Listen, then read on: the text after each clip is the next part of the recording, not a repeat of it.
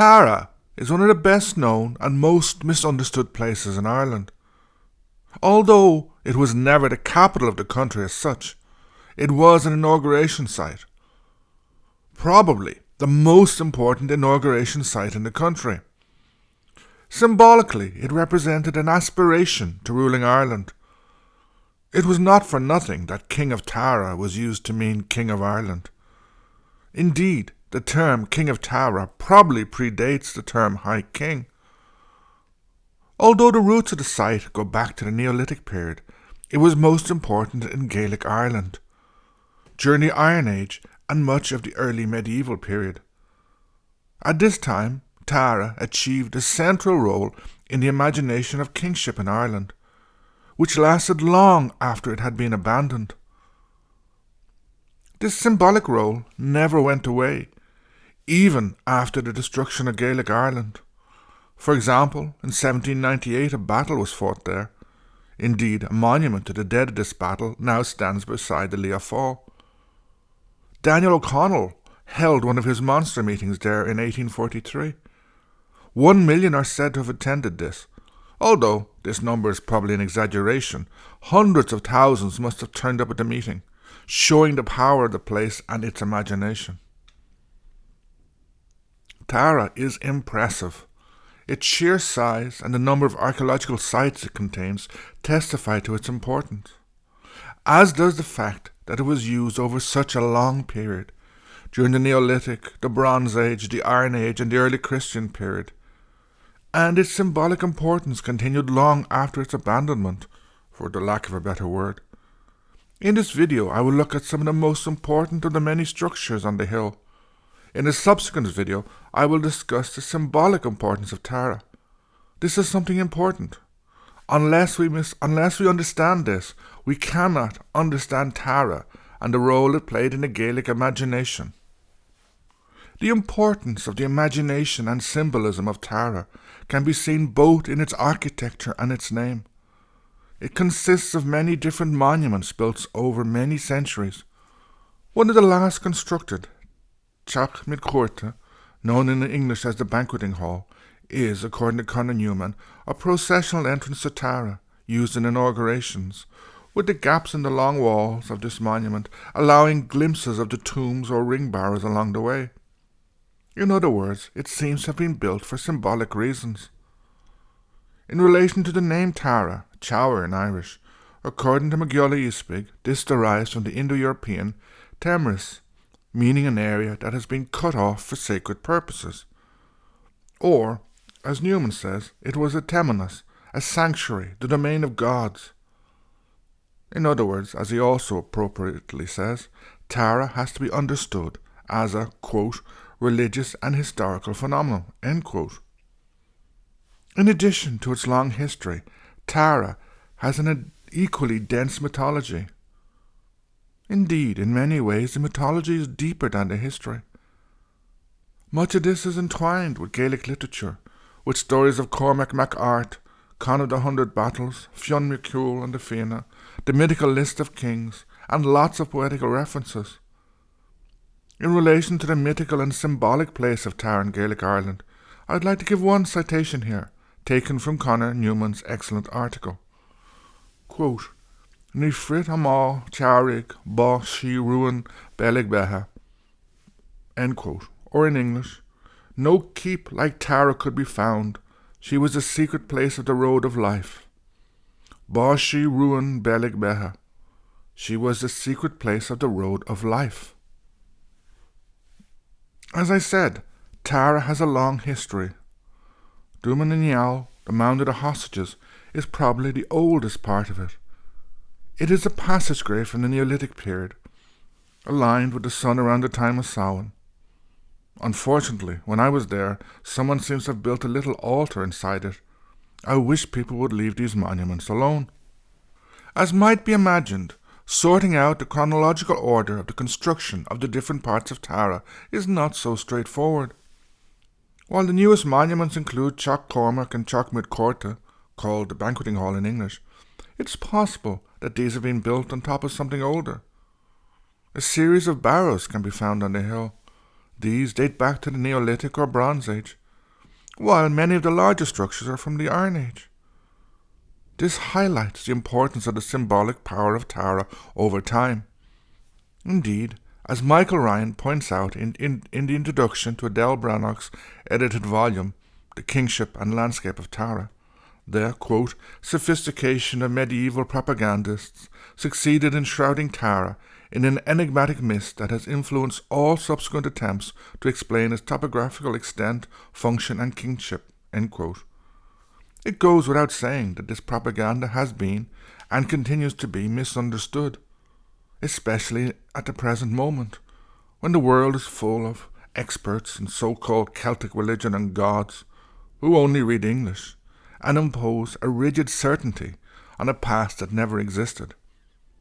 To quote Edel Bhreathnach, these scholarly efforts have been hindered by the mythical Tara created by medieval propagandists and 19th century romanticists that engulfs us archaeology and history in an apparently enigmatic shroud, end quote. Let us now look at some of the different parts of Tara. It is apt to start with Duman, the Mound of the Hostages. As I mentioned, this is the oldest part of the site. It is old, possibly dating back to 3400 BC. It was excavated in 1950 and consists of a mound that is around 3.5 meters in height and a little over 20 meters in diameter. This mound covers a 4-meter long passage, which is a meter wide and a little under 2 meters high. The passage is divided into 3 chambers by what are called sill stones. Its entrance is marked by standing stones, and just inside the entrance is a stone decorated with designs associated with passage tombs, such as swirls and circles. The passageway is lit up by the rising sun twice a year, at Samhain and Imbolc, the beginning of November and the beginning of February. It was covered by a cairn of small stones and then a mound of earth. While Duman is a small passage grave, it is a very interesting one. I will give just a short summary here. However, I would definitely recommend visiting the exhibit on it in the National Museum on Kildare Street. This is brilliant and provides a huge amount of information about the excavation, showing many items that were found there. First, it was used for a long time. As I mentioned, it dates back to around 3400 BC, but continued in use until possibly 1600 or 1700 BC. It might be better to restate this. It was used at various times between 3400 and 1600 BC, a period of almost 1800 years. Second, there are 3 cysts on the outer part filled with cremated bone. Third, when it was being built, a number of what are described as small deposits of cremated bone were placed in the ground around its perimeter. These were very small, sometimes only the size of a grain of rice, and have been dated to 3200 BC. In addition, evidence has been found of fires around it. These were possibly used in what would have been quite a spectacular ceremony surrounding the tomb with a ring of fires. Fourth, the remains of more than 300 individuals were buried in the tomb, the mound, and the cysts. Many of these were cremated, and many seem to have been buried with goods such as urns, pottery, or beads. These were deposited in layers. Eventually, the passage was packed with burials and accompanying goods, so that the mound itself was used for burials. According to the National Museum exhibition, 3 phases can be identified in Duman. The first was between 3500 and 3000 BC. This appears to have been before the tomb was fully built. Nonetheless, the area was used in ceremonial rituals, which seem to have used fires. The second period was between 3100 and 2800 BC. This witnessed the building of the tomb and its packing with the remains of the dead. After a period of disuse, it was used again in the early Bronze Age between 2200 and 1500 BC, when it was again used as a cemetery. When the passage became too full, burials were placed in the mound. While it then appears to have stopped being used as a burial site, there is some evidence for its use in the later Bronze Age and Iron Age. Also discovered in the tomb was the body of an adolescent from the Bronze Age, buried in the mound in a crouching position with some grave goods including decorated beads. These goods and the fact that the body was not cremated indicate that the person was of high status or special in some way. In the Bronze Age, another ditch was dug around the tomb, while a palisade was constructed around it in the Iron Age. Finally, the stone known as Leah Fall is believed to have originally been located outside Duminial. It is now on top of the Forradh, having been moved there in 1824.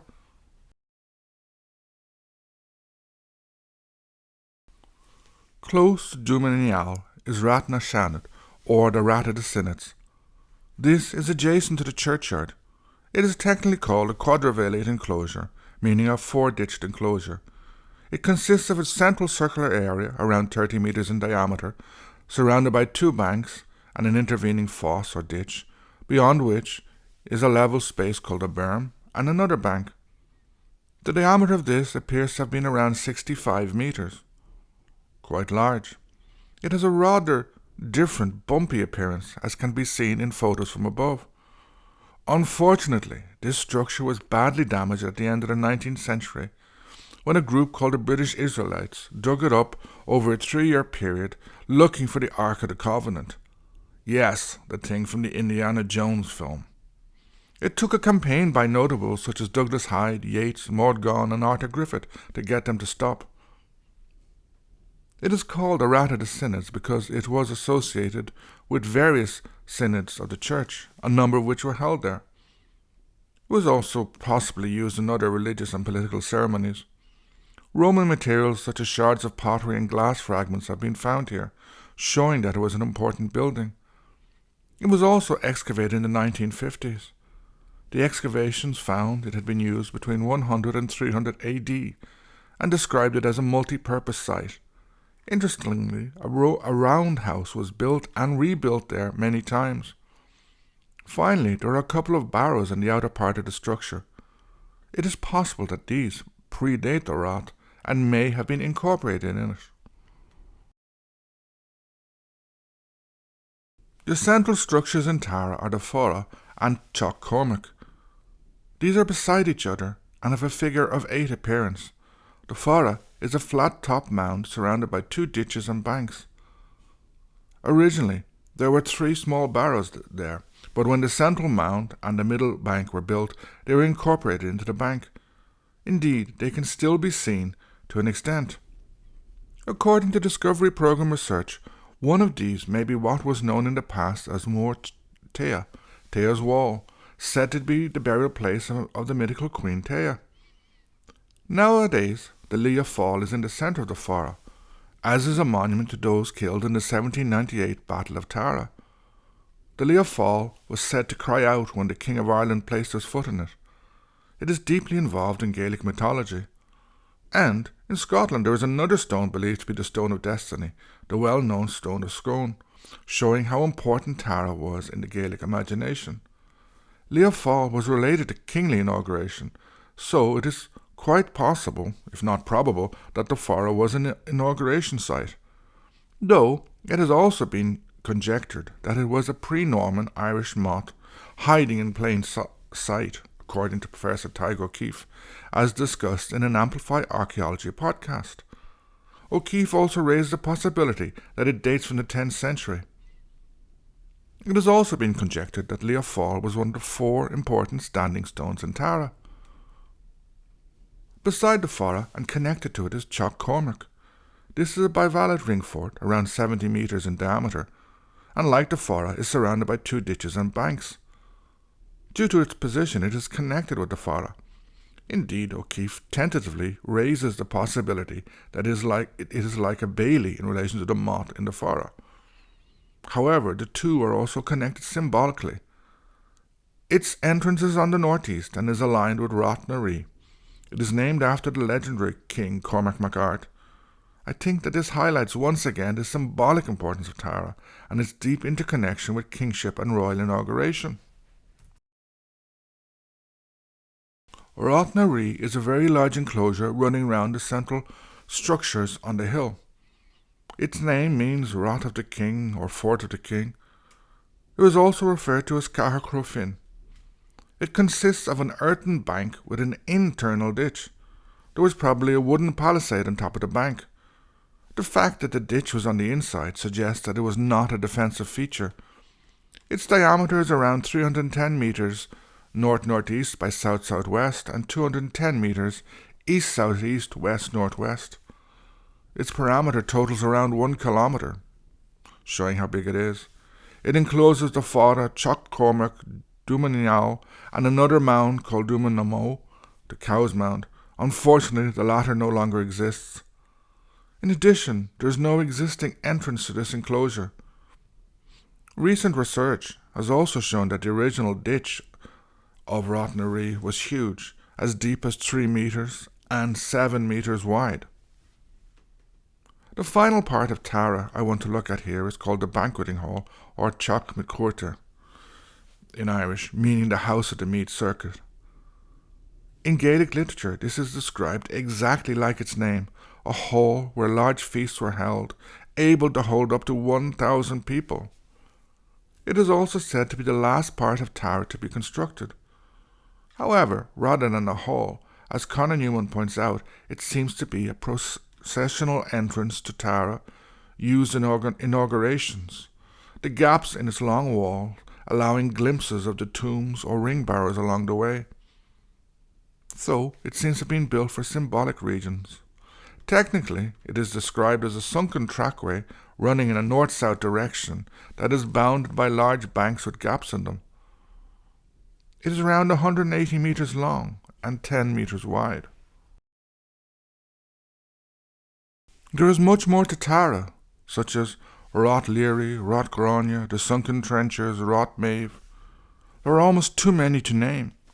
Moreover, ongoing research, especially the long-running discovery program in which LIDAR and other new techniques are used, has been producing impressive results, finding many more monuments within and around the hill.